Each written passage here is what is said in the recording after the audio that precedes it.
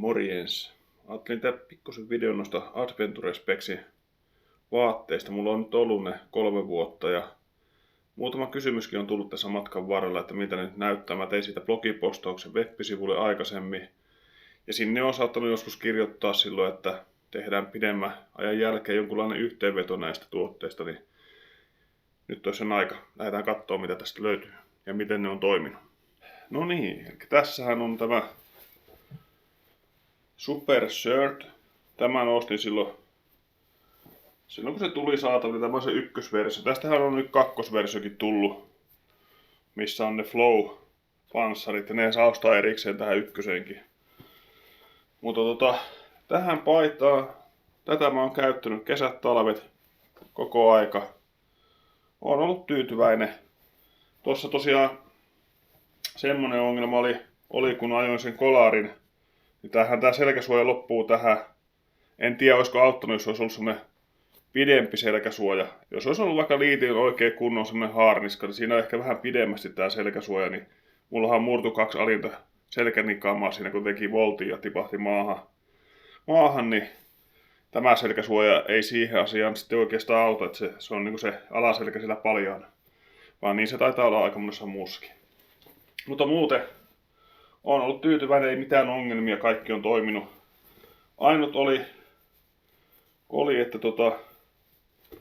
olen tainnut korjata sen, mutta tähän tuli reikä tähän resorin reunaan, mutta sen on tainnut paikata, koska sitä nyt enää tässä näy. Mutta muuten paita on kestänyt. Tänne tuli yhdessä kaatumisessa, kun asfaltille kaaduin niin 3 tämmöistä reikää. Tässä oli takki vielä päällä, niin tähän tuli silti nämä reijät. Että en tiedä sitten, että jos tämän kaatuisi ihan suoraan asfaltilla, että kuinka hyvin tämä loppupeleissä sitten sitä suojaa. Mutta tommoset tuli, kun kaaduin asfaltille, se tiedoksi. Muuten toimiva kampe, ei mitään valittamista. No sitten on Linesman Jacket. Tämä on ehkä näistä kaikista tuotteista oma suosikki. Mä oon tosi paljon tykännyt. Tää ei ole mennyt miksikään 3 vuodessa. Ja tää on mun oikeesti niinku pääsääntöinen takki. Kesällä, keväällä ja syksyllä. Sitten kun lunta tulee, niin sitten vaihtaa tuohon Jokon takkiin, missä on lämpövuori. Mutta tällä pärjää kyllä ihan hyvin. Suhteellisen viileissäkin kelissä semmonen 4-5 astetakin menee ihan hyvin, kun laittaa alle pari merinovillapaitaa, niin pärjää. Löytyy 2 tuuletustaskua tästä näin. En tiedä näkyykö sinne, mutta tuolla nyt on kuitenkin, että se tulee läpi tänne. Ja selän puolella löytyy kans taskua, että saa, tai taskua, mutta saa venttiilin auki, jotta ilma sitten kiertää hyvin.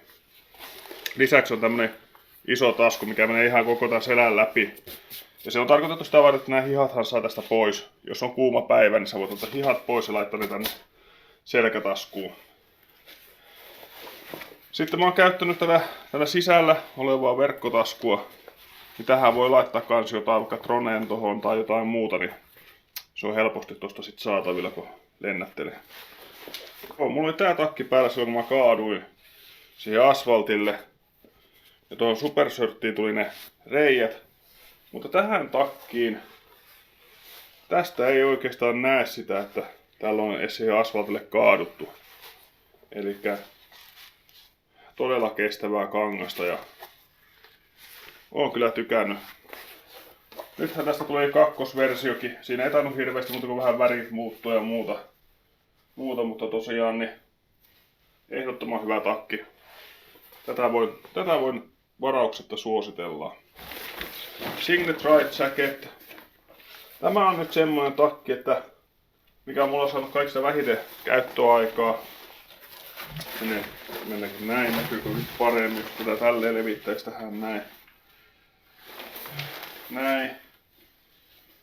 Tää on ollut mulla sadetakkina ja sitten semmosena kun lähtee johonkin pidemmälle reissulle, niin jos tulee oikeasti vähän viileä ja kylmä, niin sit mä oon vetänyt tämän päälle, mutta esimerkiksi tänä kesänä niin No silloin keväällä käytin, kun oltiin ajelemassa, oli sadepäivä, niin siellä käytin, mutta ajaa kyllä asiassa, ei mulla tästä mitään valittamista. Tosiaan tässä on isot tuuletusaukot, saa täältä kainalosta auki, niin saa ilman kiertämään täällä sisälläkin vähän, mutta onhan tää kuuma takki, jos on semmoinen niinku helteinen keli, niin kyllä sinne hiki tulee, mutta noin niinku muuten yleisesti niin ei ole mitään huonoa sanottavaa. Pitää veden pois, se on mulle tärkeintä.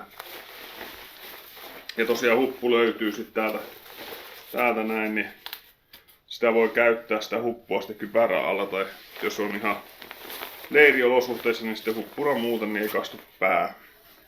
Tää on ihan hyvä takki ollut.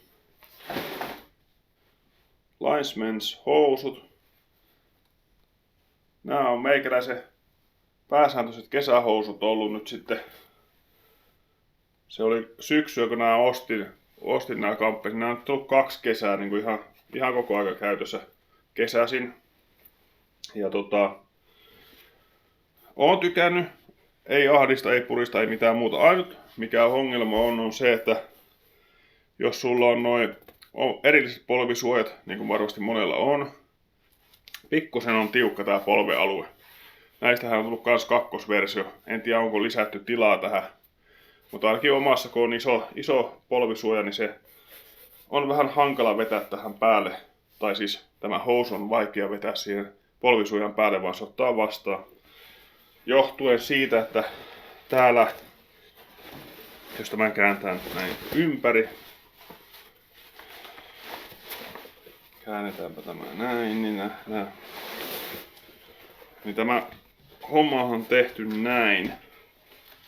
Niin ainakin itsellä on pakko tehdä niin, että sä laitat housun, ensin ne polvisuot jalkaa, sit sä lähdet vetää housua, niin tämä läppä ottaa aina kiinni siihen polvisuojan reunoihin ja joka paikkaan. Sitä saa sitten koittaa repiä joka suuntaan. Niin en tiedä sitten, tietenkin tämän läpänhän voisi ottaa täältä kokonaankin pois, jos ei tätä meinaa käyttää. Kestävyydestä täältä yläosasta ja polvista, niin nämä on pysynyt hyvässä kunnossa. On tossa pikkusen tuommoista kuluman jälkeen, jos tarkasti kattelee, mutta noin ihan hyvässä kunnossa pysynyt. Ja ei ole mitään, takapuolellakaan ei ole mitään periaatteessa käytön jälkeäkään. No mikä sitten missä on sitä käytön jälkeä itsellä ainakin, niin on täällä alaosastossa lahkeen suussa. Mulla on täällä vähän paikkoja laitettu, tänne on tullut reikiä.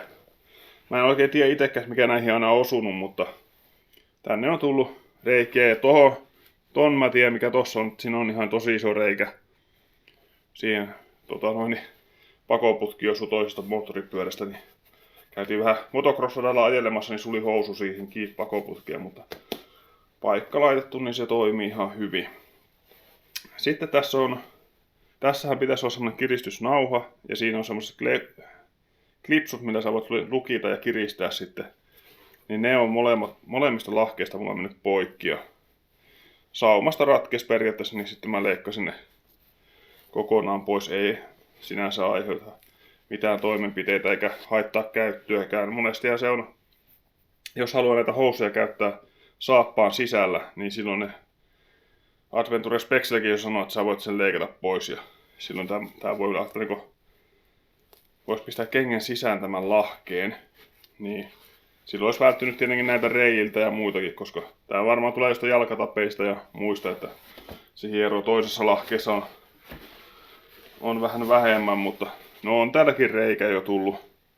Elikkä varmastikin hieroo sitten johonkin jalkatappiin tai johonkin muualle, niin se aiheuttaa sen, että tuo lahkeen suu kuluu. Jos miettii, että mikä tätä voisi parantaa, niin silloin mä laittaisin tänne kyllä, täällä voisi olla just tällä sisäsyrjällä, niin voisi olla joku nahkavahvike tässä näin, niin silloin se auttaisi aika paljon tässä hommassa. Eli kaikki nämä, missä itsellä on kulumaa tällä hetkellä, nämä kaikki olisi ollut estettävissä sillä, että tässä olisi vahvempi materiaali tällä sisänurkalla. Silloin nämä housut olisi vielä ihan uuden verossa. Mutta kyllä kai nämä on ihan hintansa ajanut. Tosiaan nämä ei pidä vettä, nämä ei pidä tuulta. Tosi viileät housut siinä mielessä. Nopeasti kuivuu. Jos kastuu, niin nämä kuivuu tosi nopeasti. Siinä mielessä ihan kivat. Mutta ei ole tosiaankaan mihinkään kylmälle kelille hyvät. Tää aika nopeasti. Takkia tulee itse käytettyä vielä tälleen talvella tai loppusyksystä. Mutta housut tulee vaihdettua nopeammin sitten jokon housuihin. Saa tuulen pitävyyttä vähän sen. Lopuksi ja on sitten vielä nämä Adventure Spexin Alpine hanskat. Eli nämä on tuulenpitävät hanskat. Mulla on nyt näitä, onko 4 paria hankkinut. Eli olen todella paljon tykännyt. Nyt alkaa olemaan taas jo, no vielä on kahdet ihan hyvät. Muutamasta on sormenpäät mennyt puhki. Mutta muutamat ehjetkin löytyy vielä, niin näitä voi varauksella suositella. Ja näitä sai yhdessä vaiheessa alennuksessakin, niin oli -40%. Siihen jäi parikymppiä hintaa, niin ei ole kalliit silloin kun ne on alennuksessa. Ja löytyy, että voi kosketusnäyttöä käyttää toki niin kuin näillä 2 sormella. Eli peukussa ei ole kangasta. Mutta monestihan sitä näin käyttää ja sitten zoomauskin toimii kyllä ihan hyvin näin, että kun tottuu käyttämään, niin ei mitään ongelmaa. Mutta tällainen erittäin lyhyt, ytimekäs koostevideo siitä, että millaisia nämä vaatteet on ollut. Ja jokainen voi itse päätellä, että onko ne sen rahaa arvoisia. Itellä on vähän silleen, että jos on niinku normihinnalla, niin en tiedä sitten onko ne niin paljon erilaisia kuin muut. Tai saisiko halvemmalla parempia, siihen en osaa sanoa, mutta on. Tuo Lancement Jacket on varmaan ainakin semmonen, että se on niinku, ja sitten nämä hanskat on esimerkiksi semmoista, mitkä ostaisin uudestaankin. Mutta ei mitään, mennään eteenpäin seuraaviin videoihin. Se on morjes.